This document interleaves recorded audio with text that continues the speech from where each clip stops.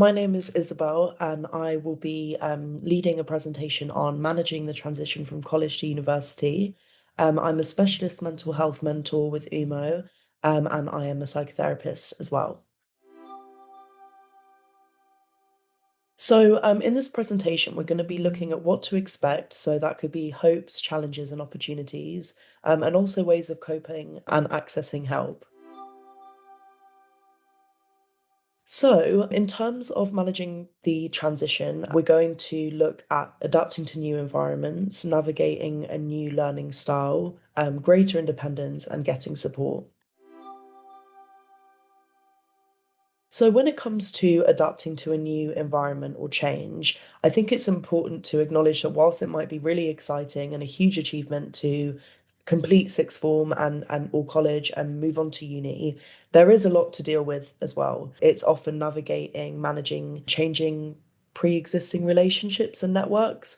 So obviously some of you might be moving away from your family or your chosen family, or there might be more distance between your friendships at the moment and also moving to a new place. And I think that whilst it's important to kind of recognize those changes are hard, often relationships and friendships ebb and flow. So you might be less close to someone during uni and then really reunite with them later on, or kind of manage the distance in your friendship or relationship. So again, it's also kind of the excitement of discovering a new environment. And whilst that could be really exciting, it can also be overwhelming. Kind of socializing, like meeting people in your accommodation, lots of unknown experiences. So maybe it's the first time you're going on a uni trip or you're going to a club or whatever it might be. So I think that, yeah, whilst it's an incredibly exciting time, it's also very daunting and can be overwhelming.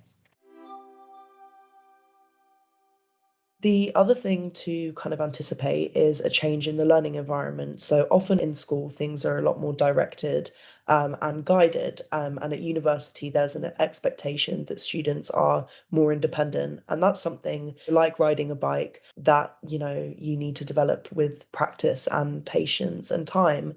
This might be developing new like learning skills. So how to write more academically, maybe coding or researching or referencing depending on your course. But this doesn't also mean that you have to struggle in silence. So we'll kind of look more at kind of accessing support later on. But yeah, so more directed study, which again is an exciting opportunity, but can also be daunting.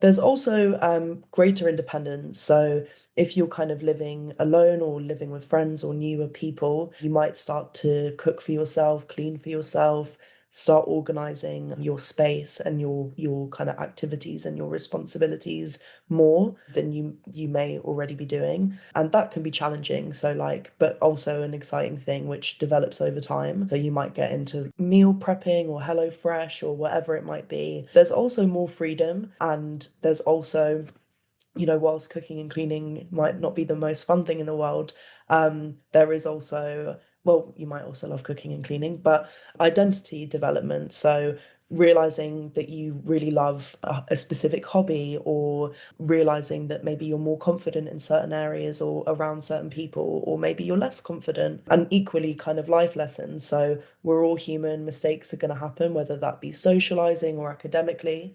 These experiences can be very daunting and unsettling, but also are going to be paving the way for you to become more of an adult and who you you know end up being.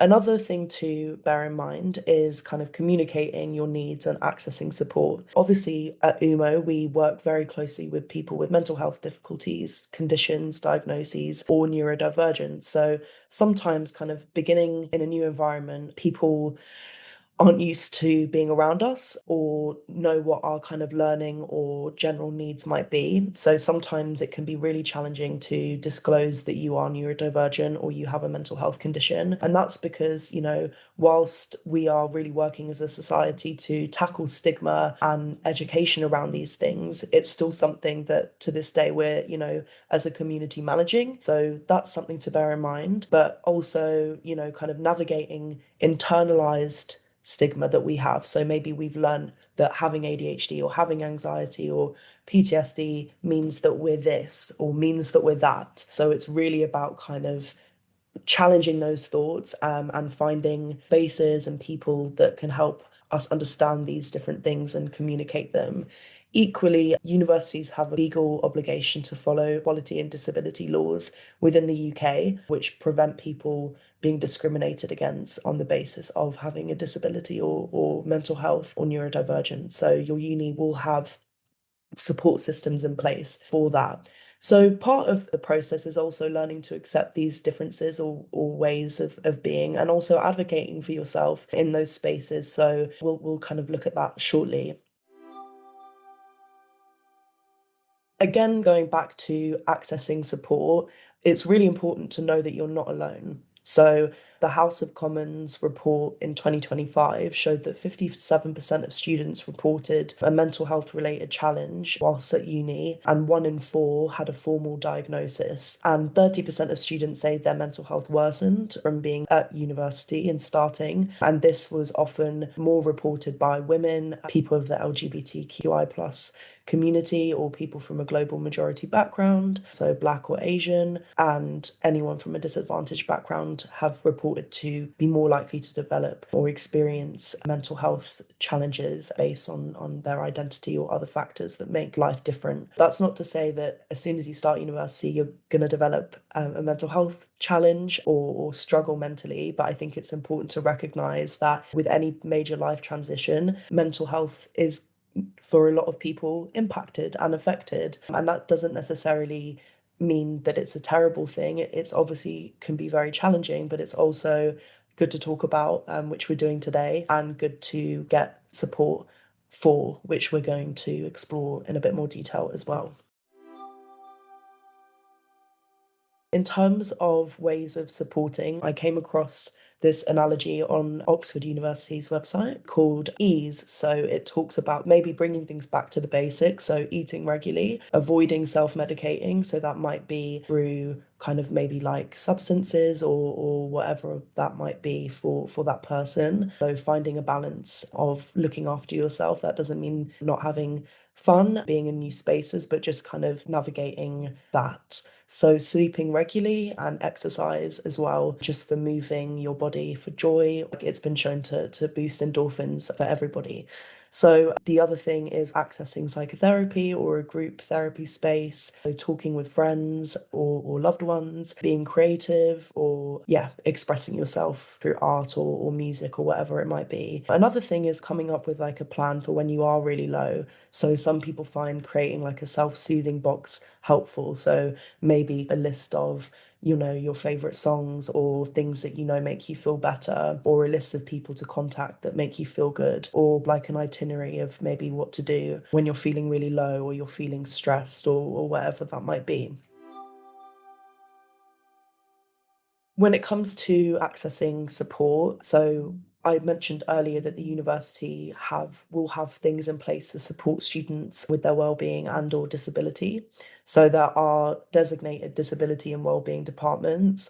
Some universities will have advisors that specialize in disability and mental health. That could be sometimes if you have questions about mental health or neurodiversity. So some universities have in-house support where students can get a diagnosis within their university around ADHD or autism, which that they can then use when they leave university to get a proper diagnosis. That these departments can develop support plans for students, which might mean that they could get extensions or they might be able to access mentoring. So UMO, for example, the company that I work with, or that they might put different things in place for you to mean that you can access the course like somebody would if they were neurotypical or if they weren't disabled. So again, speaking to your GP is a common way to get support and help, not just for a physical health challenge, but also a mental health challenge or neurodiversity. Nightline is often used at lots of universities. So it's a volunteer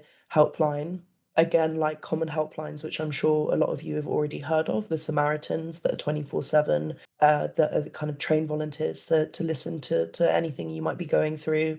Shout, which is a tech service, Campaign Against Living Miserably, calling 111. Papyrus is another great organization. And also knowing that there are specialized helplines, and I've listed some below. So that could be, dealing with an eating disorder or difficulty, something to do with domestic violence. And again, there are specific advice lines there. And I guess another great, fantastic website is Mind UK.